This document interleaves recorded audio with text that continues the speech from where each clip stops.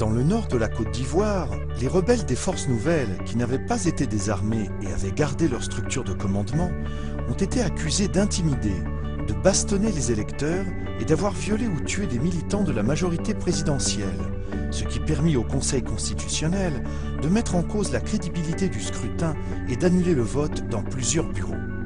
Dès lors, débutera un scénario surréaliste dans ce pays de l'Afrique de l'Ouest, autrefois havre de paix et de progrès. Les secrets de la présidentielle ivoirienne laissent croire que l'élection n'était qu'un prétexte pour enfin faire partir du pouvoir l'indécrottable Laurent Gbagbo.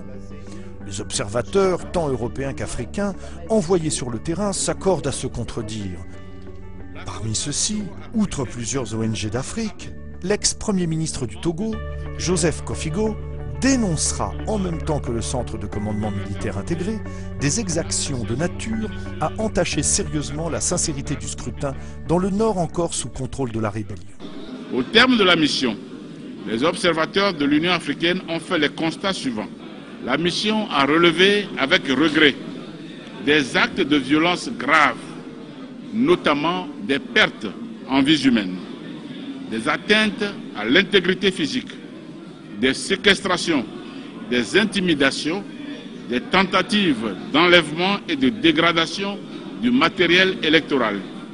Autant d'éléments qui devraient faire l'objet d'une appréciation minutieuse de la part des organes compétents afin de déterminer leur impact sur le scrutin.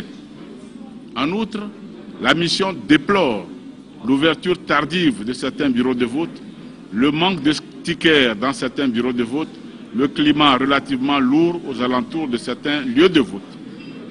Enfin, la mission déplore la séquestration de 2 de ses observateurs et remercie les agents de l'ONUCI pour le dénouement heureux intervenu à temps.